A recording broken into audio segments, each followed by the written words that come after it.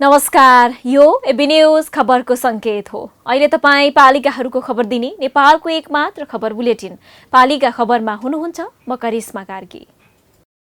पालिका खबर bulletin आइसिआइडीले AB news खबरमा प्रत्येक दिन साँझ 6 देखि 7 बजेसम्म र दिउँसो 3 देखि 4 बजेसम्म पुनः प्रसारण गर्दै आइरहेको छ। देशभरका 77 जिल्लाका रेडियोबाट पनि यो खबर बुलेटिन प्रसारण भइरहेको छ। आजको पालिका खबर प्रारम्भ गरौं मूल खबरबाट। बैतडीको दोगडा केदारकी 17 वर्षीय किशोरी वागरथीको बलात्कारपछि हत्या भएको पुष्टि। भ्याजिनल स्वाब काठमाडौँ ल्याइयो। 5 दिन बितिसक्दा पनि अपराधी पत्ता नलाग्दा स्थानीय आक्रोशित। ऐतिहासिक नगरी जनकपुर धामको रामायण भवन दृढ। भित्तामा रामचरित मानस लेखिएका अक्षर समेत भेटिए। अक्षय कोषको करोडौं रकम हिनामिना भएको आशंका। भूकम्पपछि पुनर्निर्माण गरिएको दरबार हाइस्कुलमा सुरु भयो भौतिक रूपमै पठन पाठन। उत्कृष्ट पढाइले विद्यार्थीको बढ्यो आकर्षण। नयाँ विद्यार्थी भर्ना बढेपछि सिट क्षमता पनि बढाइयो। 3 पाटन गाउँपालिकाका अध्यक्षमाथि आर्थिक अनियमितताको आरोप। सिमल भन्ज्याङ पहिरो नियन्त्रणमा आर्थिक इनामिना गरेको आशंका। उपाध्यक्ष समेत मुछिएपछि अनुसन्धान थाल्ने प्रतिबद्धता। र मन्थली नगरपालिकाको सहयोगमा खुल्यो कृषि उपज संकलन तथा बिक्री केन्द्र। उपभोक्ताले सुलभ मूल्यमा ताजा तरकारी पाउँदा कृषक पनि मख।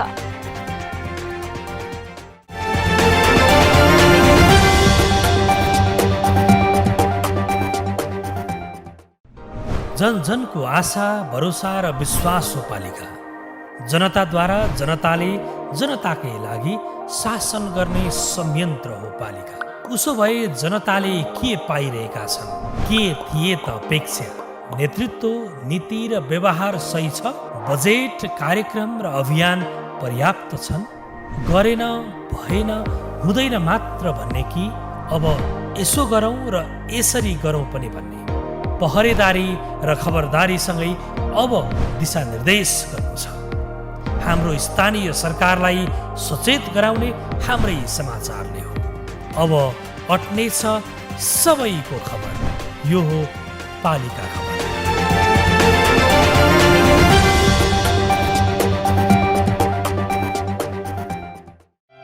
क्षणभरमै खरानी बनेको एउटा सपना के फेरि बिउतिएला? कृषकका आँसु सरकारको खोजीमा छ त सरकार, पाए त जनताले। पीडाका बेला कसको आश गर्ने? कसले लगाउने मलम? कहाँ छ सरकार? जवाफ मात्र होइन, समाधान पनि खोज्दैछन् जनता।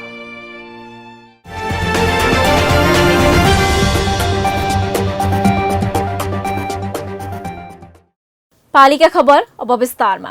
जे नहुनु थियो त्यही भयो। पछिल्लो समय मुलुकमा बढ्दो अपराधले पुनः समाजलाई आतंकित बनाएको छ। जसरी 2 वर्ष अघि कञ्चनपुरको भीमदत्त नगरपालिकामा 13 वर्षीय किशोरी निर्मला पन्तले ज्यान गुमाइन्, ठीक त्यही प्रकृतिको घटना बैतडीको दोगडा केदार गाउँपालिकामा दोहोरिएको छ। 17 वर्षीय फक्रिँदै गरेको फूल निमोठिएको छ।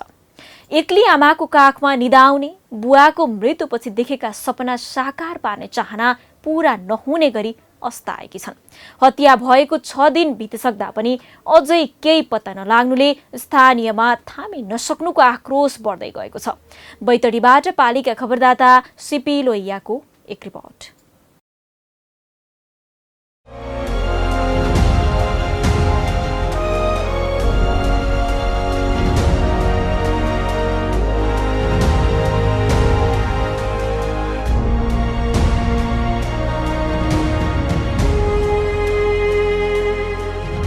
तस्बिरमा हँसिलो मुहारमा रहेकी 17 वर्षीय किशोरी भागरथी भट्ट अब फेरि यसरी नै हाँस्न पाउने छैनन्। जीवनमा ठुलो मान्छे बन्ने सपना साँच्न पाउने छैनन्।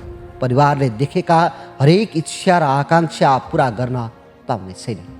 एउटा यौन पिपासुको शिकार भएकी भागरथीको इहलीला समाप्त भएको छ। आफ्नो यौन चाहना पुरा गरेर फक्रिँदै गरेको फुल चुडाइदिएको छ यौन पिपासुले। 2 वर्ष अघि निर्मलाको हत्या हुँदै स्तब्ध बनेको देश बैतडीको दो गडाकेदारमा भएको घटनाले पुनः त्रसित बनेको छ। के छोरीको जीवन रक्षा हुँदैन भनेर बेला बखत प्रश्न सोध्नुपर्ने अवस्था सिर्जना भएको छ। छोरी चेली कुनै पापीको शिकार बन्ने हुन् कि भनेर मन अमिलो पार्नुपर्ने समय पुनः दोहोरिएको छ। भागरथीको मृत्युसँगै सिङ्गो गाउँ अहिले शोकमा छ। परिवार आँसुको आहालमा डुबेको छ। कति गुहार मागिन्, कति चिच्याइन् भनेर सम्झने आँट पनि कसैले गर्न सकेका छैनन्। अर्धनग्न अवस्थामा भेटिएकी भागरथीले आफ्नो अन्तिम श्वाससम्म कति सङ्घर्ष गरिन् होला, शब्दमा पनि वर्णन गर्न सकिँदैन। बैतडीको दो गडाकेदार गाउँपालिका वडा नम्बर 7 की 17 वर्षीय किशोरी भागरथी भट्ट सधैँ बुधबार पनि विद्यालय गइन्। सधैँ जस्तै हाँस्दै घर फर्किने आशा उनकी आमा र परिवारले गरिरहेको थियो। तर अब उनी कहिल्यै नफर्किने भएकी छन्। घर आएर आँगनबाटै आमा भन्दै बोलाएको परिवारले सुन्न नपाउने भएको छ। बुधबार रातिसम्म पनि घर नफर्किएपछि उनको परिवारले साँझ खोज तलास गर्दा नभेटिएकी बिहिबार गाउँलेले बिहानैदेखि पुनः खोजी सुरु गरे। सबै छिमेकी मिलेर खोज्दै जाँदा बिहिबार साँझ भागरथीको शव जङ्गलमा विच्छेद अवस्थामा भेटियो। लगाएको लुगा च्यातिएको र अर्धनग्न अवस्थामा शव भेटाएको भागरथीकी काकाले जानकारी दिए। यदि धन सम्पत्ति र गरगहनाले टन्न आइमाई बाटो हिँडिरहेको अवस्था भए त्यो लुट्नको लागि होला भन्ने एउटा सोचिन्थ्यो होइन। अनि त्यसपछि त्योसँग कुनै रिसिभी अथवा कसैसित कल झगडा भएको यता कता अघि पछि त्यो पत्ता लगाएको भए लागेको भए थाहा भएको भए त्यो हुन सक्थ्यो, एउटा कल्पना गर्न सकिन्छ। भने त्यो त थिएन नि। एउटा निर्दोष बालिकाले पढ्न पाउनुपर्छ, विद्यालय भर्ना भएको अवस्थामा उसले विद्यालय त पढ्न पाउनु पर्थ्यो नि। त्यो त उसको नैसर्गिक अधिकार हो नि। भने त्यसमाथि प्रहार गर्न कहीँ टाढाको दूर दराजको मान्छे होइन, त्यो नजिकको हो। त्यसलाई जसरी पनि फाँसी दिनुपर्छ, हाम्रो मान्यता त्यही। कस्तो विडम्बना! 1.5 महिना अघि मात्रै श्रीमान गुमाएकी भागरथीकी आमा आफ्नो सन्तानलाई पनि गुमाएको पीडामा छिन्। श्रीमान बितेपछि सन्तानको मुहार हेरेर श्रीमानलाई सम्झिने आशमा रहेकी द्रौपदी सम्हालिन अझै सकेकी छैनन्। शरीरभरि निलडाम, लुगाहरू च्यातिएको, अर्धनग्न अवस्थामा शव भेटिनु र यौनाङ्गबाट रगत बगेको देखिनुले बलात्कारपछि हत्या भएको आशंका गरिएको थियो। प्रहरीले शव पोस्टमार्टम गरेर बलात्कारपछि हत्या गरेको देखिएकोले थप पुष्टिका लागि भागरथीको भेजाइनल स्वाब काठमाडौँ पठाएको छ। उनको स्वाब परीक्षणका लागि राष्ट्रिय विधि विज्ञान प्रयोगशालामा राखिएको छ। बलात्कारपछि हत्या भएको विरोधमा भागरथीको विद्यालय परिवार आक्रोशित छ। उनका साथीभाइ स्थानीय आन्दोलनमा उत्रिएका छन्।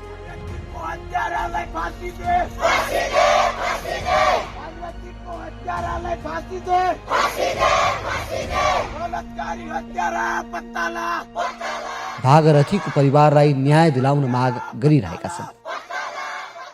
प्रतिबन्धीले न्याय पाउनुपर्छ। यस्ता अपराधीहरूलाई कानुनको कठघेरामा ल्याई आवश्यक कारबाही हुनुपर्छ। घटना बाहिरसँगै नेकपा प्रचण्ड माधव समूह अन्य राजनीतिक दलले विज्ञप्ति नै जारी गर्दै निर्मलाको जस्तो अनुसन्धानमा कमजोरी नहोस् भनेर सरकारलाई झकझक्याइरहेका छन्। किशोरीका आफन्त तथा स्थानीय बासिन्दाले सङ्घर्ष समिति नै गठन गरेर आन्दोलन गरिरहेको छ। आइतबारदेखि 3 दिनका लागि शैक्षिक हडताल गरिएको छ। माघ 28 गते दो गडाकेदार गाउँपालिका घेराउ गर्ने र माघ 29 गते आम हडताल गर्ने घोषणा गरिएको छ। उता गाउँपालिकाले पनि हत्यारा पत्ता लगाउन अनुसन्धान टोलीलाई जस्तो सुकै सहयोग गर्न पनि तयार रहेको जनाएको छ। जुन 17 वर्षीय बालिका भागरथी भट्टको एउटा अप्रिय जुन बलात्कारपछि हत्या भएको घटना छ। यो घटनाप्रति यो सिङ्गो दोगडा केदार हामी स्तब्ध छौँ। बहिनी तपाईँको आत्माले स्वर्गमा बास पाओस्। यो अनुसन्धान टोलीलाई अझै पनि हाम्रो दोगडा केदार गाउँपालिकाले जे जस्तो सहयोग गर्नुपर्ने हो यो सहयोगको लागि दोगडा केदार गाउँपालिका तत्पर रहेको छ र तत्पर रहनेछ। बैतडीमा बढ्दो आक्रोशले प्रहरी त दबावमा आएको छ। धेरैलाई डर छ कतै यो घटना पनि निर्मला प्रकरण जस्तै हुने त होइन, कतै प्रहरीले लापरवाही गर्ने त होइन। निर्मला प्रकरणमा भएका गल्तीबाट प्रहरीले पाठ सिकोस्। अनुसन्धानमा भएका कुनै पनि गतिविधिमा गलत टिप्पणी, अनर्गल प्रचार र अतिरञ्जित बनाउने प्रति पनि प्रहरी चराखो बनोस्। किनकि निर्मलामा जति प्रहरीको अनुसन्धान दोषी देखिएको थियो त्यति नै आम नागरिकले फैलाएको अफवाह पनि। बस हत्यारा छिट्टै पक्राउ गरोस्, भागरथीको परिवारले न्याय छिट्टै पाओस्।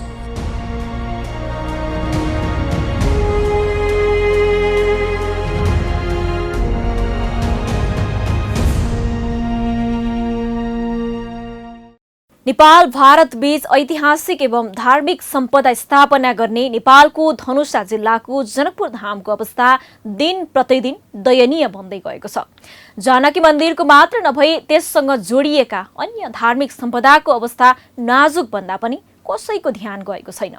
जनकपुर धाम स्थित राम मन्दिरको अगाडि र धनुष सागर पोखरीको डिलमा अवस्थित ऐतिहासिक रामायण भवन त जीर्ण बनिसकेको छ। भवन बनाउनका लागि करोडौं रकम रहे पनि अक्षय कोषको रकमको कुनै पनि अत्तोपत्तो छैन भने संरक्षणमा कसैको ध्यान गएको छैन। धनुषाबाट पालिका खबरदाता घनश्याम मिश्रको एक रिपोर्ट।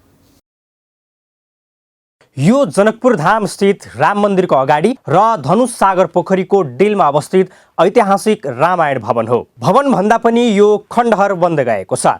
जनकपुर धाम उपमहानगरपालिका 4 मा रहेको राम मन्दिर अगाडि रहेको यो भवनलाई वर्षाती पनि भनिन्छ। जनकपुर धामको हृदयस्थल राम चौकमै रहेको यो ऐतिहासिक रामायण भवनको दुरावस्था भने यस्तो छ।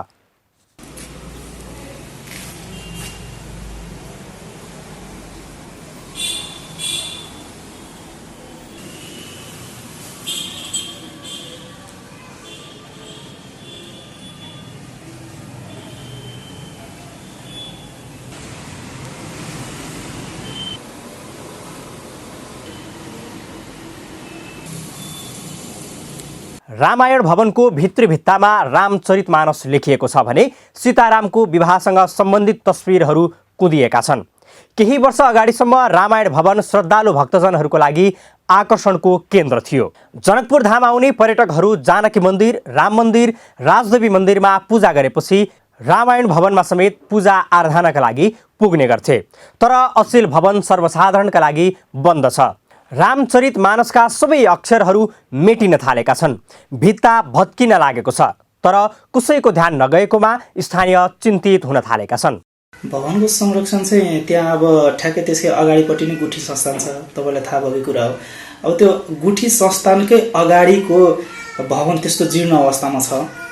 त्यसको जिम्मेवार त स्वयं पहिला त सर्वप्रथम त गुठी संस्थानको जिम्मेवारी हुनु पर्यो। दोस्रो चाहिँ अब नगरपालिकाको पनि ध्याकर्षण हुनु पर्यो। सत्यसाई केन्द्र नामक संस्थाले यो भवन कब्जा गरेपछि भक्तजनहरू त्यहाँ जान छोडे। भवनमा कब्जा जमाएपछि गौ संरक्षण मञ्चका अध्यक्ष जगदीश महासेठको पहलमा सत्यसाई केन्द्रको कब्जा त्यहाँबाट हटाउन सफल भएको थियो। रामायणकालीन इतिहास बोकेको यो रामायण भवनलाई भने अहिले सबैले उपेक्षा गरिरहेका छन्। गुठी माध्यममा अब के गर्यो गरेन, पटक पटक त्यो अब यति जीर्ण भएको छ कि त्यसलाई पुनः त्यो रामायणलाई लिखित पुरा अंकित मिटेर पुनः त्यसको निर्माण गर्नु पर्यो भने अनि भव्य रूपमा आउँछ। अब त्यो यता चट उध्रिरहेछ, उता चट उध्रिरहेछ, जीर्णै अवस्था भएको छ। झण्डै 70 वर्ष पुरानो यो रामायण भवन जनकपुर धाम जानकी नगरीको गहनाको रूपमा रहे पनि गहना रूपी भवनको संरक्षण र सम्वर्धनमा जनप्रतिनिधिको नै ध्यान पुगेको छैन। हाम्रै नगरपालिका उपमहानगरपालिकाका प्रमुखज्यूबाट यसमा उदासीनता देखियो। मैले विगत उहाँलाई अनुरोध गर्दा पनि उहाँबाट सपोर्ट गर्नको साटो उहाँबाट उल्टै कसरी यो पछाडि हटोस्, कसरी यसलाई जीर्णोद्धार नहोस् भनेर यस्ता मानसिकता झल्केको मैले महसुस गरेँ। भइसकेका छन्। यो समस्या 1-2 दिनदेखि होइन, यो समस्या 10औं वर्षभन्दा माथिको समस्या हो, जहाँ पर्यटन आउने ठाउँमा अतिक्रमण गरेर विभिन्न फुटपाथमा पसलहरू गर्ने गर्छ। रामायण भवन संरक्षणका लागि भवनको नाउँबाट काठमाडौँमा अक्षय कोष पनि छ। कोषमा 3 करोड 3 लाख रुपैयाँ जम्मा छ। सो रुपैयाँकै ब्याजबाट पनि रामायण भवनको जीर्णोद्धार गर्न सकिने भए पनि कसैले ध्यान नदिनुले पैसाको हिनामिना पो भयो कि भन्ने प्रश्न उब्जिएको छ। 2071 सालमा केन्द्रीय गुठी कार्यालयले रामायण भवनको सौन्दर्यीकरण एवं जीर्णोद्धारका लागि 25 लाख रकम छुट्याएको थियो, तर सो रकमबारे पनि स्थानीय सरकार अनभिज्ञ छ। यसरी सिङ्गो जनकपुर धामको इतिहासलाई उपेक्षा गरेर के गर्न खोजिँदैछ प्रश्न स्थानीयले सोधिरहेका छन्। पालिका बुलेटिनमा अब पालो ओपन ब्यालटको। आजको ओपन ब्यालटमा हामीले तपाईको पालिकाले आफ्ना क्षेत्रमा रहेका पर्यटकीय क्षेत्रको प्रवर्धन गर्न सक्रियता देखाएको छ कि छैन भनेर खोटाङ र बझाङवासीलाई सोधेका छौं। हेरौं के भन्छन् उनीहरू।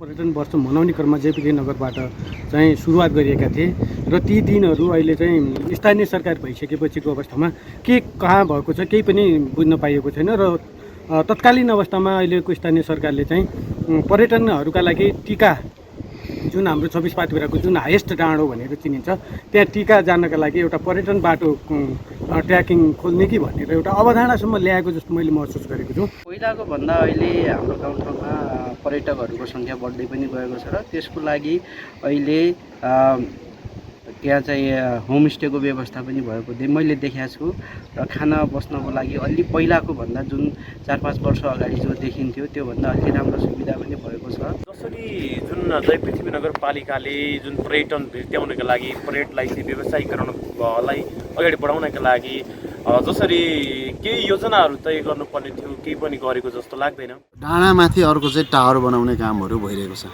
त्यो आफैमा टेम्के आफैमा टावर हो, रूपाकोट आफैमा टावर हो। त्यस्ता अन्य थुप्रै ठाउँहरूमा टावर बनाउने नाममा पर्यटन प्रवर्धनको नाममा टावर बनाउने सानातिना कामहरू त गरेको देखिन्छ।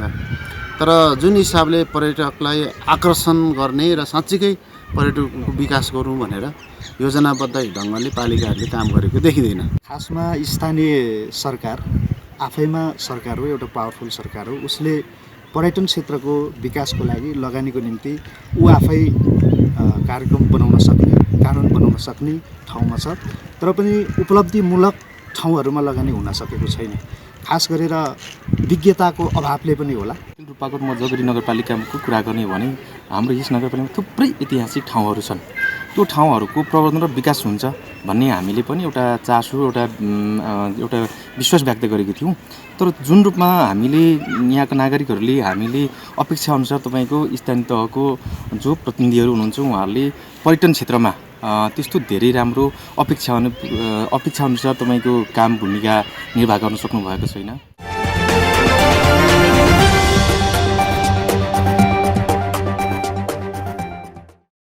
पालिका खबरको सिलसिला अझै जारी छ, त्यसअघि विश्राम अघि मूल खबर। बैतडीको दोगडा केदारकी 17 वर्षीय किशोरी वागरथीको बलात्कारपछि हत्या भएको पुष्टि। भ्याजिनल स्वाब काठमाडौँ ल्याइयो। 5 दिन बितिसक्दा पनि अपराधिक पत्ता नलाग्दा स्थानीय आक्रोशित। ऐतिहासिक नगरी जनकपुर धामको रामायण भवन दृढ। भित्तामा रामचरित मानस लेखिएका अक्षर समेत भेटिए। अक्षय कोषको करोडौं रकम हिनामिना भएको आशंका। भूकम्पपछि पुनर्निर्माण गरिएको दरबार हाइस्कुलमा सुरु भयो भौतिक रूपमै पठन पाठन। उत्कृष्ट पढाइले विद्यार्थीको बढ्यो आकर्षण। नयाँ विद्यार्थी भर्ना बढेपछि सिट क्षमता पनि बढाइयो। 3 पाटन गाउँपालिकाका अध्यक्षमाथि आर्थिक अनियमितताको आरोप। सिमल भन्ज्याङ पहिरो नियन्त्रणमा आर्थिक इनामिना गरेको आशंका। उपाध्यक्ष समेत मुछिएपछि अनुसन्धान थाल्ने प्रतिबद्धता। र मन्थली नगरपालिकाको सहयोगमा खुल्यो कृषि उपज संकलन तथा बिक्री केन्द्र। उपभोक्ताले सुलभ मूल्यमा ताजा तरकारी पाउँदा कृषक पनि मख।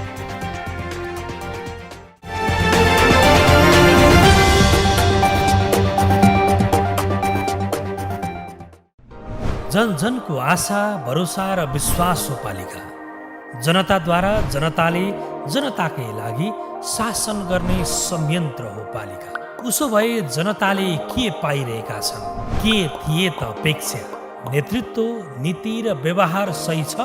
बजेट, कार्यक्रम र अभियान पर्याप्त छन्? गरेन, भएन, हुँदैन मात्र भन्ने कि अब यसो गरौँ र यसरी गरौँ पनि भन्ने? पहरेदारी र खबरदारीसँगै अब दिशानिर्देश गर्नु छ। हाम्रो स्थानीय सरकारलाई सचेत गराउने हाम्रै समाचारले हो। अब अट्नेछ सबैको खबर। यो हो पालिका खबर।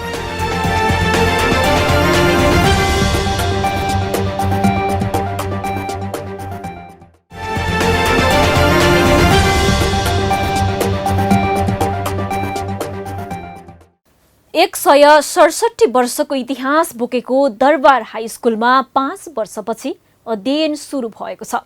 रानीपोखरी स्थित ऐतिहासिक विद्यालयलाई 72 सालको भूकम्पले क्षति पुर्याएसँगै चीन सरकारको सहयोगमा निर्माण गरेर कक्षा सुरु गरिएको छ। चिटिक्क सिंगारिएको 4 तलाको भवन, राणाकालीन समयको झझल्को आउने यो भवनमा अहिले विद्यार्थीको आकर्षण छ। मौलिक शैलीमा निर्माण गरिएको भवनमा अहिले विपन्न मात्र नभई सम्पन्न परिवारले पनि आफ्ना बालबालिका पढाउन थालेका छन् भने विद्यार्थी र शिक्षक पनि उत्साहित भएका छन्। काठमाडौँबाट पालिका खबरदाता सञ्जिता आचार्यको एक रिपोर्ट। यो सेतोमा नीलो अक्षरमा दरबार हाई स्कुल लेखिएको नेपालकै पहिलो र पुरानो विद्यालय हो। कुनै बेला यो विद्यालयलाई सर्वसाधारण विद्यार्थीले एक झलक पनि हेर्दैनथे। जीर्ण भवन पुरानो भए पनि संरक्षण नहुँदा अशोभनीय देखिएको यो भवनको अहिले स्वरूप फेरिएको छ। 72 सालको भूकम्पले पूर्ण रूपमा क्षति भएको यो भवनलाई चिनिया सरकारले 85 करोडको लागतमा निर्माण भएको यो भवनमा अहिले हरेक दिन घण्टी बज्छ। विद्यार्थी कक्षा पुग्छन् र किताब निकालेर पढ्न थाल्छन्। कसले सोचेको थियो र दरबार हाई स्कुलले पुनर्जीवन पाउला भनेर? तर अहिले यो भवन आकर्षणको केन्द्र बनेको छ। गेटबाट छिरे लगत्तै देखिने हरियो दुबो र फूलहरूले हरेकको मन लोभ्याउँछ। पढ्नै मन नगर्ने विद्यार्थीलाई पनि विद्यालय प्राङ्गणले लोभ्याउँछ। यो कक्षा कोठाको दृश्य, विद्यार्थी खचाखच छन्। ससाना कुर्सी राखिएको यो विद्यालयका भित्तामा लगाइएको नीलो र सेतो रङले रङ जस्तै कञ्चन विद्यार्थीलाई पढ्न प्रेरित गरिरहेको छ। 100 विद्यार्थी अध्यापन गराउँदै आएको यो विद्यालयमा अहिले कक्षा 1 देखि 9 सम्म गरेर 324 जना विद्यार्थी अध्ययन गरिरहेका छन्। नयाँ विद्यार्थी भर्ना गर्न आउने क्रम जारी रहे पनि विद्यालयले 5, 6, 7 र 8 कक्षामा विद्यार्थी बस्नका लागि सिट क्षमता बढाएको छ। पुनर्निर्माणपछि विद्यालयमा प्रति कक्षा 36 विद्यार्थीलाई पठन पाठन गराउन सक्ने बनाइएको थियो। हरेक दिन विद्यार्थी आउने क्रम जारी रहेपछि प्रत्येक कक्षामा पुनः 6 जना विद्यार्थी राख्न सक्ने गरी क्षमता विस्तार गरिएको हो। 5 वर्ष अघिको विद्यालय र विद्यार्थीको उपस्थिति र अहिलेको अवस्था सम्झिएर शिक्षक पनि दङ्ग छन्। विद्यार्थीको आकर्षण बढ्न थालेपछि शिक्षक नै भन्छन् मुहार फेरिएको विद्यालयमा विद्यार्थी पढ्न रमाइरहेका छन्। लागत चाहिँ यो 85 करोड जति छ यसको लागतमा है। र यो हाम्रो G2G सम्झौता अनुसार नै बनेको, नेपाल र चाइना गभर्मेन्टको सम्झौता अनुसार नै बनेको छ। र यसमा त अरू इन डिटेल कुरा त त्यही कुराहरू भइगयो। हामीले थाहा पाए अनुसारको त्यति हो, 85 करोड हो। सरकारले उपत्यकाका महत्त्वपूर्ण प्राकृतिक र सांस्कृतिक सम्पदाको पुनर्निर्माण गर्ने क्रममा पुरानै स्वरूपमा पुनर्निर्माण गरिएको यस ऐतिहासिक विद्यालय भवनको हाताभित्र हाल भानु माध्यमिक विद्यालय र संस्कृत माध्यमिक विद्यालय सञ्चालित छन्। नयाँ भवनमा प्रयोगशाला समेतको सुविधा र अंग्रेजी माध्यममा पढाइ हुने गरेको छ। विद्यार्थी पनि कोरोनापछि विद्यालयमा आउँदा विद्यालयको स्वरूप र कक्षा कोठा देखेर आकर्षित भएका छन्। अझ भौतिक रूपमै उपस्थिति जनाउँदा उनीहरू दङ्ग छन्। यहाँ चाहिँ आनन्दी भएको छ, पढ्न नि सुविधा भएको छ। पहिला त टिचरहरू नि आउनु कुनै कुनै बेला आउनुहुन्न थियो अनि विद्यार्थीहरू पनि धेरै कम थियो। यो नयाँ भवन बनेपछि विद्यार्थीहरू पनि टन्नै छन्। धेरै खुसी लागिरहेछ। अब धेरै अब 12-13सम्म यहीँ पढ्छु जस्तो लाग्छ मलाई चाहिँ। भवनभित्र विज्ञान प्रयोगशाला, योगा अभ्यास कक्ष, आयुर्वेदिक प्रयोगशाला, कम्प्युटर प्रयोगशाला, चमेना गृह, 2वटा पुस्तकालय र ठूलो बैठक कक्ष समेत व्यवस्थित रूपले निर्माण गरिएका छन्। त्यति मात्र नभई 24 घण्टे विद्यालयलाई सीसीटीभी क्यामेराबाट समेत मोनिटरिङ गर्न सकिन्छ। सुरुवाती दिनमा त भूकम्प गइहाल्यो। भूकम्प गएपछि टिएलसी बनाएर यही एरियामा बनाएको थियो। खण्डहर थियो अगाडि, अनि जस्ताहरूमा कराउ थियो, आवाज एउटा कोठाबाट अर्को कोठामा सुनिन्थ्यो होइन। 1-1.5 वर्ष हामी त्यसरी नै पढायौँ। त्यसपछि वाल्मिकीमा गयौँ। त्यहाँ टिएलसीभन्दा अलिकति सहज चाहिँ भयो। त्यो कम्पेयर गर्नु त मिल्दैन त्यो स्थिति र यो स्थितिमा। अहिले चाहिँ भवन आनन्दको छ, विद्यार्थी एक्साइटेड छन्, टिचरहरू सबै एक्साइटेड हुनुहुन्छ होइन। जङ्गबहादुर राणा बेलायत भ्रमणबाट फर्केपछि विक्रम सम्वत 1910 मा दरबारियाका छोराछोरीलाई मात्र पढाउन दरबार हाई स्कुल स्थापना गरिएको थियो। राजा महाराजाका छोराछोरीले मात्रै पढ्न पाउने गरी स्थापना गरिएको यो हाई स्कुलमा अंग्रेजी पढाउन बेलायतबाटै शिक्षक ल्याइएको इतिहासमा उल्लेख छ। विक्रम सम्वत 1957 मा देव शमशेर प्रधानमन्त्री भएपछि दरबार स्कुलमा सर्वसाधारण जनताले पढ्न पाउने व्यवस्था गरिएको हो। दैलोमा नै स्थानीय सरकार भएपछि विकासले मुहार फेर्नेछ भन्ने आशा कसको पो हुँदैन र। हिजो सानो सहयोग लिन पनि सदरमुकाम नै धाउनुपर्ने बाध्यता थियो। अहिले आँगनमा नै भएको सरकारले गाउँको विकास र समस्या सुल्झाउँछन् भन्नु स्वाभाविक हो। तर सिन्धुलीको तीनपाटन गाउँपालिकावासी पनि व्यवस्था परिवर्तन गरे पनि पुरानै अवस्थाको नियति भोग्न बाध्य छन्। त्यसमाथि पनि स्थानीय सरकार नै आर्थिक अनियमितता गर्न उद्धत रहँदा स्थानीय आक्रोशित बन्न थालेका छन्। सिन्धुलीबाट पालिका खबरदाता एनबी अधिकारीको एक रिपोर्ट। सिन्धुलीको तीनपाटन गाउँपालिकाले विधि अनुसार आर्थिक वर्ष 77-78 का लागि गाउँ कार्यपालिकाबाट गाउँपालिका स्तरीय योजना छनौट गर्यो। पालिकाको नीति कार्यक्रम तथा बजेट आर्थिक वर्ष 2077-78 को कार्यक्रम 2077 असार 28 गते सभाबाट सार्वजनिक तथा पारित गरेको थियो। जसमध्ये सिमल भन्ज्याङ पहिरो नियन्त्रण गर्न 5 लाख रुपैयाँ बजेट विनियोजन गरिएको छ भने पाइप तथा सिमेन्ट खरिद वितरणका लागि 5,50,000 र पाइप तथा सिमेन्ट खरिद वितरणका लागि योजना समावेश गरिएको छ। योजना सम्पन्न गर्न 7 लाख रुपैयाँ विनियोजन गरिएको देखिन्छ। तर दुवै योजनामा आर्थिक अनियमितताको आशंका गरिएको छ भने अध्यक्षमाथि अलिक बढी प्रश्न स्थानीयले तिर्साएका छन्। गाउँपालिकाका अध्यक्षले सिमल भन्ज्याङ पहिरो नियन्त्रण र पाइप तथा सिमेन्ट खरिद वितरणको बजेट उपभोक्तालाई थाहा नै नदिई कागजी प्रक्रिया मिलाएर निकासा गरेको उपभोक्ताले थाहा पाएपछि यति बेला उपभोक्ता आश्चर्यमा परेका छन्। अब त्यहाँनिर काम भएन, अनि पैसा कहाँनिर छ त, के छ त, काम भएन। समिति कहिले भन्ने वडा अध्यक्षले के भन्नुभयो भने ल 5 लाख रुपियाँ पैसा त्यहाँ हालिएको छ, लगाइएको छ, जाली बनाउने भन्ने के अरे जाली लगाउने भनिएको छ, ढुङ्गा ल्याउनु पर्यो, जाली लगाउनु पर्यो, त्यहाँ चाहिँ बलियो बनाउनु पर्यो भन्ने कुरा गरेपछि अनि अलिकति मैले खोजेँ त्यहाँनिर। अनि पैसा खोइ त भन्दाखेरि पैसा त ऋण थियो पहिलाकै र त्यसमा कट्टा भएर गयो भनेर अध्यक्षजीले मलाई भन्नुभयो। यो दृश्यमा हेर्नुहोस्, पहिरो नियन्त्रण गर्न 5 लाख रुपैयाँ विनियोजन गरिएको थियो। छुट्याइएको बजेट खर्च भइसकेको छ तर एउटा ढुङ्गा समेत राखिएको छैन। गाउँपालिकाले योजनाको काम गर्न गोप्य रूपमा टेन्डर समेत गरेको देखिन्छ। गाउँपालिकाले मिजाज कन्स्ट्रक्सन सर्भिससँग सम्झौता गर्दै 2077 साल भदौ 5 मा दर रेट समेत पेश भएको छ र असोज 16 मा 4,26,000 रुपैयाँ मिजाज कन्स्ट्रक्सनको नाममा भुक्तानी गरिएको छ। काम नै नभई काम भएको भनी कागज मिलाउनेमा को संलग्न छन्। नाम जितेन्द्र गिरी, पद प्रशासकीय अधिकृत, काम पहिरो नियन्त्रणका लागि सम्झौता र कार्यादेश दिने। नाम राजेन्द्र मानन्धर, काम कार्य स्वीकार सम्पन्न प्रतिवेदन बनाउने, कोटेसन ठेक्का सम्बन्धी बिल बनाउने। नाम विमलराज काफ्ले, काम रकम निकासाका लागि कागज तयार पार्ने। नाम गोविन्द प्याकुरेल, पद लेखा अधिकृत, काम भएको भनी कागजका आधारमा रकम दिने। नाम विष्णुप्रसाद सुवेदी, पद प्रमुख प्रशासकीय अधिकृत, काम पहिरो नियन्त्रण भयो भनी सदर गर्ने। गाउँपालिकाले छुट्याएको बजेट अनुसार पहिरो नियन्त्रण गर्न पहिलो चौमासिकमा 1,25,000, दोस्रो चौमासिकमा 1,25,000 र तेस्रो चौमासिकमा 2,50,000 निकासा गर्ने कार्यपालिकाले निर्णय गरेको थियो। तर उक्त रकम चालु आर्थिक वर्षको दोस्रो महिनामा नै निकासा गरी मिलेमतोमा नीतिगत भ्रष्टाचार गरेको देखिए पनि गाउँपालिकाका अध्यक्ष भने अघिल्लो वर्षको बाँकी पैसा तिरेको बताउँछन्। त्यो वर्ष भएपछि तपाईँको चाहिँ त्यो त भुक्तानी गर्नु पऱ्यो, हामीसँग स्टक थिएन।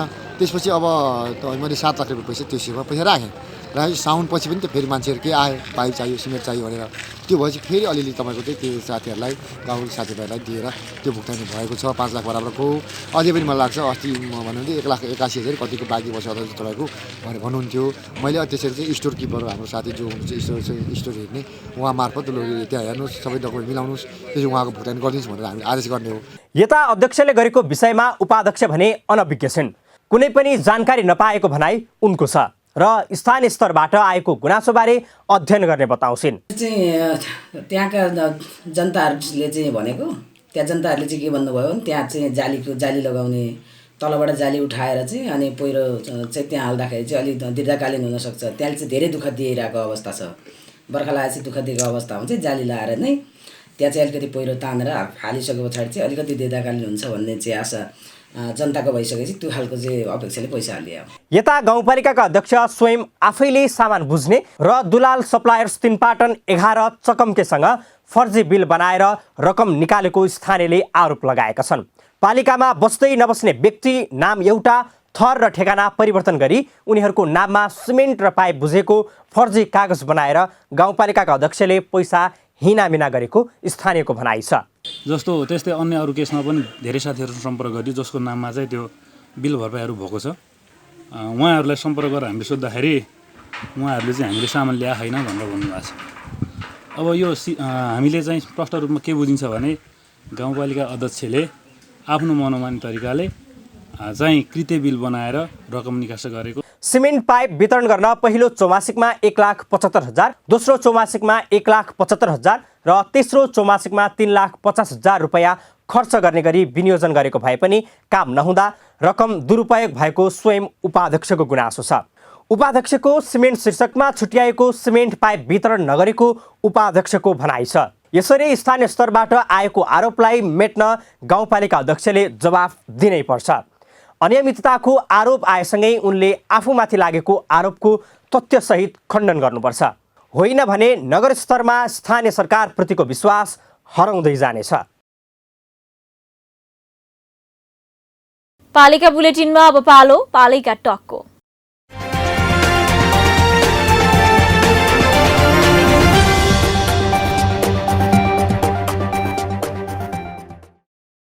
आजको पालिका टकमा हामीसँग हुनुहुन्छ धनकुटाको छथर जोरपाटी गाउँपालिकाका अध्यक्ष शेरबहादुर लिम्बू। उहाँसँग पालिकाको 3.5 वर्षे कार्यकालका सफलता, पालिकाले शिक्षा, स्वास्थ्य, पूर्वाधार लगायतमा गरेका प्रगति लगायतका विषयमा कुराकानी गर्दैछौँ। अध्यक्षज्यू नमस्कार अनि स्वागत छ यहाँलाई पालिका टकमा। नमस्कार, यहाँलाई पनि हार्दिक धन्यवाद। हजुर अध्यक्षज्यू, पालिकाको नारा नै छ डोजर नचलाऊ झम्पल बढाऊ।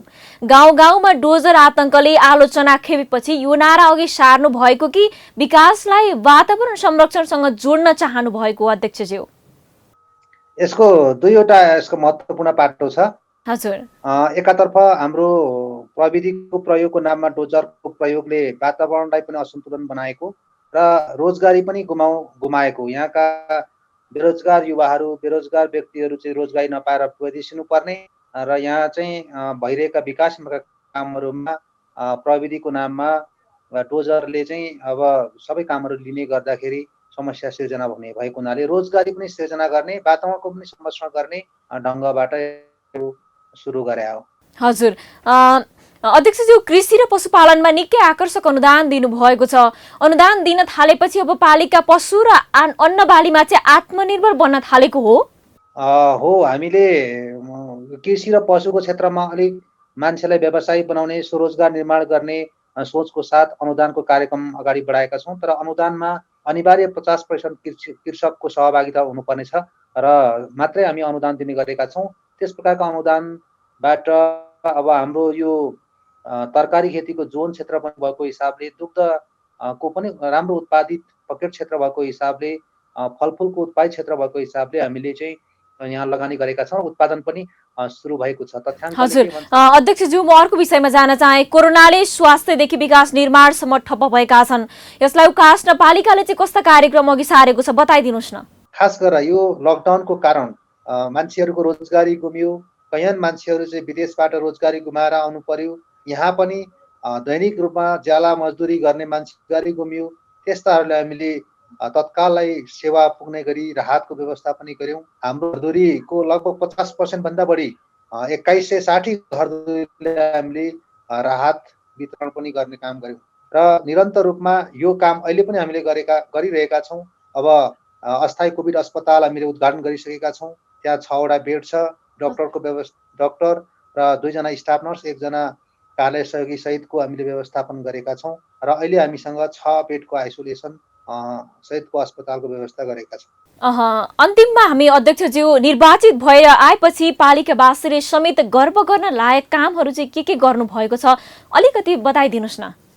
हामी निर्वाचित भइकन अहिले गाउँपालिकाको नाममा यो जोरपाटीको सेरोफेरोमा 21 रोपनी जग्गा हामीले प्राप्त गरेका छौँ।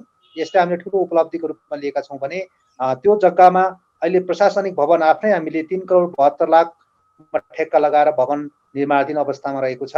हामीले गाउँपालिकालाई सञ्चालन गर्नका निम्ति ऐन नियम कानुनको आवश्यकता पर्छ। अहिलेसम्म हामीले 12 वटा जति ऐनहरू निर्माण गरेका छौँ र 25 वटा जति कार्यविधि र नियमावली निर्माण गरेका छौँ। यसैको अधीनमा रहेर हामीले गाउँपालिकालाई समृद्ध उन्नत जनताको चाहना बमोजिमको विकासको निर्माणको कामलाई अगाडि बढाएका छौँ। खास गरेर हामीले विकास पूर्वाधारको सन्दर्भमा सडकहरू जो हिलाम्य र धुलाम्य खालका सडकहरू थिए त्यस्ता सडकहरूमा करिब हामीले चाहिँ एउटा पूर्वाधार ऐन जारी गरेर सडकको चौडा कति हुनुपर्छ, सेटब्याक कति हुनुपर्छ त्यो ऐन जारी गर्यौँ र त्यही मुताबिक हामीले सडक चौडा मात्रै करिब 50 किलोमिटर जति सडक हामीले चौडा बनाएछौँ। त्यस्तै गरी 32 किलोमिटर जति सडकहरू हामीले सोलिङ गर्यौँ, 27 किलोमिटर जति सडक ग्राभेल गर्यौँ र 2 किलोमिटर जति सडक हामीले पिच बनायौँ। यो सडकको क्षेत्रमा भएको महत्त्वपूर्ण उपलब्धिको रूपमा लिएका छौँ। हाम्रो गाउँपालिकामा 6 वटा वार्ड छ। 6 वटा कार्यसम्म 12 महिना सबै खालका सवारी साधन चल्न सक्ने बाटो हामीले निर्माण गरेका छौँ। जुन बेला हामी निर्वाचित भइरहँदा मुख्य सडकमा समेत हिलो बर्खामा हिलामेको कारण सवारी साधन चल्न सक्ने अवस्था थिएन। आज त्यो अवस्थाबाट हामी माथि उठेका छौँ। हजुर, हस्त अध्यक्षज्यू, यो महत्त्वपूर्ण समय दिनुभयो, यहाँलाई धेरै धेरै धन्यवाद। हस्, धन्यवाद।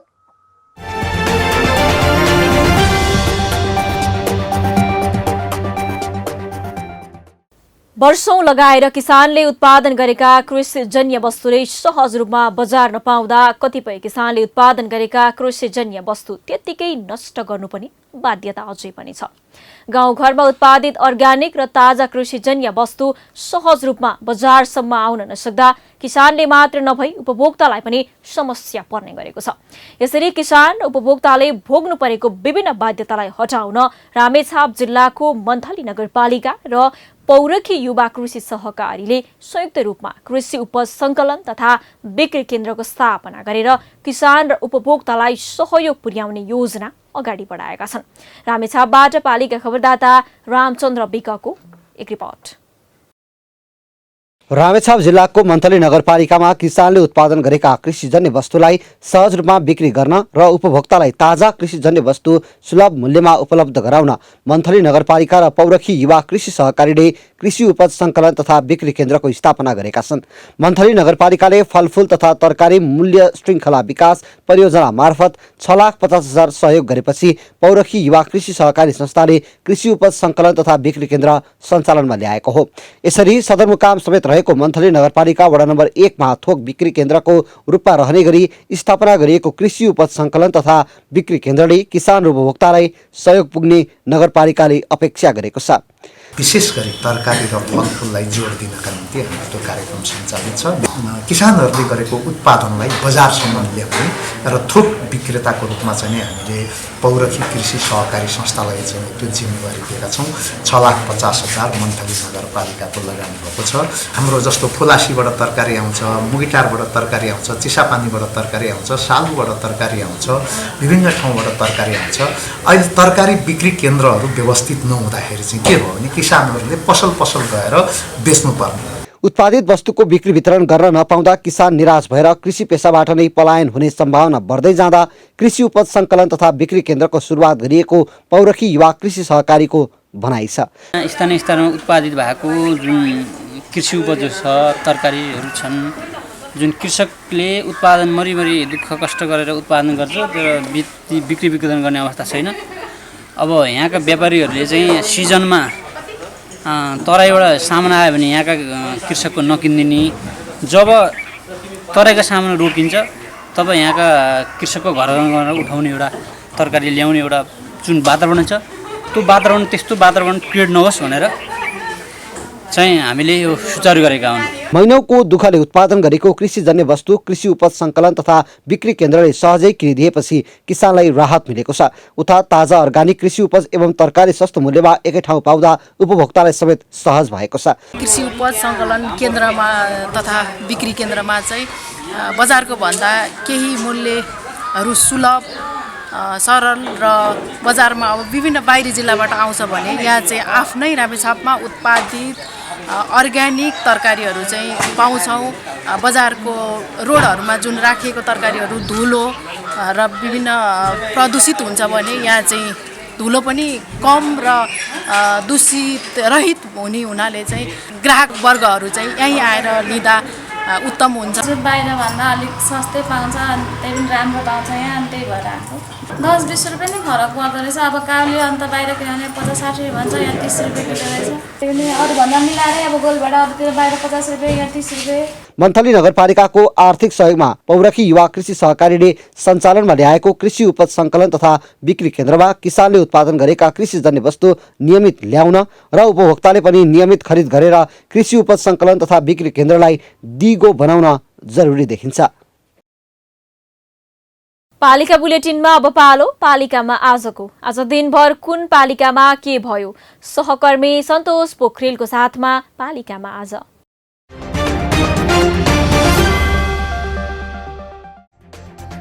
घरमा आगलागी हुँदा रामेछापमा एकजनाको ज्यान गयो। मृतक गोकुलगङ्गा गाउँपालिका 2 की 80 वर्षीय पासाङ लेगी शेर्पा। नेपाली सेनाद्वारा बाँके राष्ट्रिय निकुञ्जबाट एक थान भरुवा बन्दुकसहित 3 शिकारी पक्राउ परेकाहरूलाई आवश्यक कारबाहीका लागि निकुञ्जकारले बुझाइयो। भूमिहीन र सुकुम्बासीको लगत सङ्कलन गर्ने विषयमा दाङको घोराई उपमहानगरद्वारा भूमि आयोगका प्रतिनिधि, जनप्रतिनिधि र कर्मचारी बीच अनुशिक्षण कार्यक्रम। अधिकांश स्थानीय तहमा लगत सङ्कलनको काम सुरु। गुल्मीको मुसिकोट नगरपालिका 7 बामी टक्सार बजारमा पहिलो पटक बजार अनुगमन। पसलबाट म्याद नागेका अखाद्य वस्तु बरामद। धनकुटाको शहीद भूमि गाउँपालिकाद्वारा पीपीआर रोग विरुद्ध पशुलाई भ्याक्सिन लगाउन सुरु। अभियान 3 फागुनसम्म चल्ने। माटो तथा मल परीक्षण प्रयोगशाला हेटौडाको प्राविधिक सहयोगमा पनौती नगरपालिकामा 1 दिने माटो जाँच शिविर सम्पन्न। शिविरबाट कृषक भए लाभान्वित। आगामी निर्वाचनलाई लक्षित गर्दै रौतहटमा 30 वटा मतदान केन्द्र थप। देशभर निर्वाचनको तयारी। कास्कीको पोखरा महानगरपालिका 1 बगर स्थित शाखामा गरिमा विकास बैंकको लकर सुविधा। प्रमुख कार्यकारी अधिकृत गोविन्द प्रसाद ढकालले गरे लकरको उद्घाटन।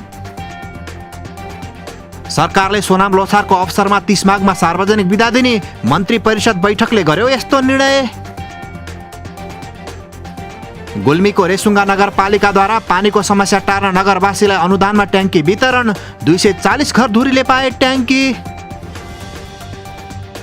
तामाङ समुदायको सोनाम लोछारको अवसरमा रामेछापको खाँडादेवी, सुनापति र दोरम्बा गाउँपालिकाद्वारा सार्वजनिक बिदा दिने निर्णय। पालिका र माथतका कार्यालय 3 दिन बन्द हुने।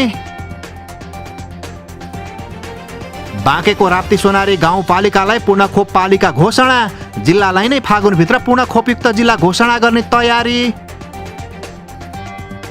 वैशाख 17 गते 40 र 27 गते 37 जिल्लामा चुनाव गर्ने मन्त्री परिषदको निर्णय। नेकपाको आधिकारिकताको विवाद निर्वाचन आयोगले अझै टुङ्गो लगाउन सकेन।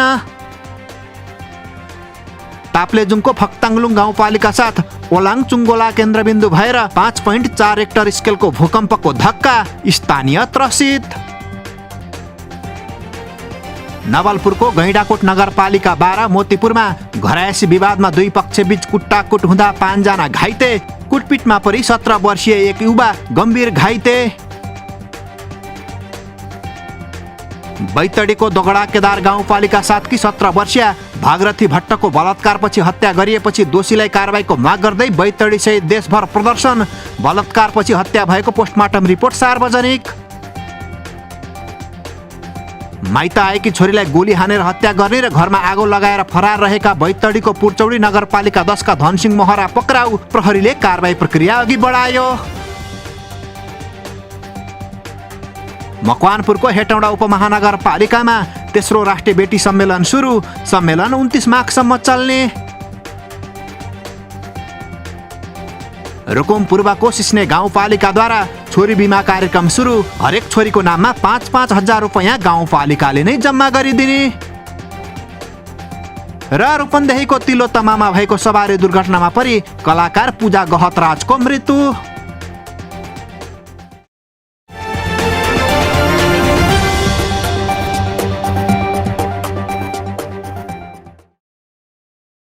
म्याग्दीको बेनी नगरपालिकाले चालु आर्थिक वर्ष 2077-78 मा 405 वटा पूर्वाधार योजना सञ्चालन गरेको छ। बजेट विनियोजन भएका योजना कार्यान्वयनका लागि ठेक्का प्रक्रियाको साथै उपभोक्ता समिति गठन गरेर सम्झौतालाई तीव्रता दिएको नगरपालिकाले जनाएको छ। नगरको 8औं सभाले हालसम्म 162 वटाको सम्झौता र 35 वटाको भुक्तानी समेत गरिसकेको छ। म्याग्दीबाट पालिका खबरदाता सन्तोष गौतमको एक रिपोर्ट। म्याग्दीको बेनीमा सम्पन्न 8औं नगरसभाले 10 लाख बढी बजेट विनियोजन भएका पूर्वाधार योजना ठेक्का प्रक्रियाबाट कार्यान्वयनमा लगेको नगरपालिकाले सडक निर्माण, स्तर उन्नति, भवन, सिँचाइ, खानेपानी, नदी तथा पहिरो नियन्त्रणसँग सम्बन्धित योजनालाई प्राथमिकता दिएको छ। सवारी पार्किङ नियन्त्रणमा आएको छ। फोहोर मैला व्यवस्थापनका लागि फोहोरको वर्गीकरण गर्ने र फोहोर सङ्कलन तथा व्यवस्थापनलाई प्रभावकारी बनाउनका निम्ति प्लास्टिक डस्टबिन खरिद गरी बजारवासीहरूलाई उपलब्ध गराउन प्रक्रिया अगाडि बढाइएको छ। नगरसभाले उपप्रमुख सञ्जु बरुवालले प्रस्तुत गरेको संशोधित बजेट वक्तव्य र विपद व्यवस्थापन समितिका संयोजक टेकबहादुर रावलले प्रस्तुत गरेको स्थानीय तहमा वातावरण तथा प्राकृतिक स्रोतको संरक्षण सम्बन्धमा व्यवस्था गर्न बनेको विधेयक गत असार 18 गते सम्पन्न नगरसभाले रु 62 करोड 32,58,264 को बजेट पारित गरेको थियो। गत आर्थिक वर्षमा खर्च हुन बाँकी बजेटलाई थप गरेर रु 66 करोड 7,46,442 को बनाइएको छ। सञ्चित कोषमा रहेको मध्ये रु 2 करोड 78,88,470 विभिन्न योजनालाई विनियोजन गर्ने कार्यपालिकाको बैठकको निर्णयलाई नगरसभाले पारित गरेको छ। गत असार 10 गतेको सभामा प्रस्तुत भई 18 गते सभाबाट पारित भएको अब 2077-78 को कुल बजेट 62 करोड 32,58,264 रुपैयाँमा यस नगरपालिकाको सञ्चित कोषमा अल्याए गरी बाँकी रहन आएको बजेट समेतलाई समावेश गरी कुल 66 करोड 7,46,442 गर्न चाहन्छु। वातावरण सम्बन्धी ऐन भनेपछि नदीजन्य पदार्थको उत्खनन, निकासी र अन्य विकास आयोजनाको प्रारम्भिक वातावरणीय परीक्षणको प्रतिवेदन नगर कार्यपालिकाले पारित गर्ने अधिकार पाएको छ। यसअघि जिल्ला समन्वय समितिले आइई प्रतिवेदन पारित गर्दै आएको थियो। लिएको ढुङ्गाइटी बालुवा मुख्य प्राकृतिक स्रोत हो। त्यसको चाहिँ उत्खनन गर्दाखेरि, त्यसको उपयोग गर्दाखेरि हामीले चाहिँ निश्चित कानुनी प्रावधानहरू पुरा गर्नुपर्छ, जसको लागि इनिसियल इन्भाइरोमेन्ट एक्सपेरिमेन्ट भन्छ। प्रारम्भिक वातावरण परीक्षण गर्ने काम त्यो नगरेसम्म हामीले चाहिँ कुनै पनि ठेक्का लगाउन पाइँदैन, राजस्व असुली गर्न पाइँदैन। त्यसको लागि यो कार्यपालिकालाई, त्यसले एउटा संस्थालाई, कार्यपालिका भन्ने जुन हाम्रो संस्था छ उसलाई चाहिँ अधिकार दिएको छ यो ऐनले। हामीले यो ऐन पारित नगरेसम्म हामीले गर्न सकेनौँ। विगतमा हामीले गरेको चाहिँ जिल्ला समन्वय समितिमा रहेको समितिबाट हामीले यसलाई चाहिँ पारित गरेर अहिले हामीले आइई गरेर ठेक्का लगाएको अवस्था छ। फोहोर व्यवस्थापनमा असहयोग र ऐनको उल्लङ्घन गर्नेलाई जरिवाना समेत गर्न पाउने व्यवस्था गरिएको छ। पालिका खबर बुलेटिनको अन्ततिर छौं। मूल खबर पुनः एकपटक। बैतडीको दोगडा केदारकी 17 वर्षीय किशोरी भागरथीको बलात्कारपछि हत्या भएको पुष्टि। भ्याजिनल स्वाब काठमाडौँ ल्याइयो। 5 दिन बितिसक्दा पनि अपराधिक पत्ता नलाग्दा स्थानीय आक्रोशित। ऐतिहासिक नगरी जनकपुर धामको रामायण भवन दृढ, भित्तामा रामचरित मानस लेखिएका अक्षर समेत भेटिए। अक्षय कोषको करोडौं रकम हिनामिना भएको आशंका। भूकम्पपछि पुनर्निर्माण गरिएको दरबार हाई स्कुलमा सुरु भयो भौतिक रूपमै पठन पाठन। उत्कृष्ट पढाइले विद्यार्थीको बढ्यो आकर्षण।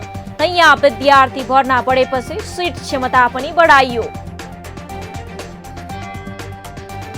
3 पाटन गाउँपालिकाका अध्यक्षमाथि आर्थिक अनियमितताको आरोप। सिमल भन्ज्याङ पहिरो नियन्त्रणमा आर्थिक इनामिना गरेको आशंका। उपाध्यक्ष समेत मुछिएपछि अनुसन्धान थाल्ने प्रतिबद्धता। र मन्थली नगरपालिकाको सहयोगमा खुल्यो कृषि उपज संकलन तथा बिक्री केन्द्र। उपभोक्ताले सुलभ मूल्यमा ताजा तरकारी पाउँदा कृषक पनि मख। हवस् त आजको पालिका खबर बुलेटिन यति नै। पालिका बुलेटिन फेसबुक, युट्युब, इन्स्टाग्राम र हाम्रो अनलाइन संस्करण www.palikakhbar.com बाट हेर्न, पढ्न र सुन्न सक्नुहुनेछ। साथै यो बुलेटिन देशका 77 जिल्लाका रेडियोबाट पनि हरेक दिन सुन्न सक्नुहुनेछ। पालिकाहरूको गतिविधि समेटिने नेपालको एकमात्र खबर बुलेटिन पालिका खबर लिएर भोलि पुनः आउने नै छौं। एपी न्यूज खबर हेर्दै रहनुहोला। नमस्ते।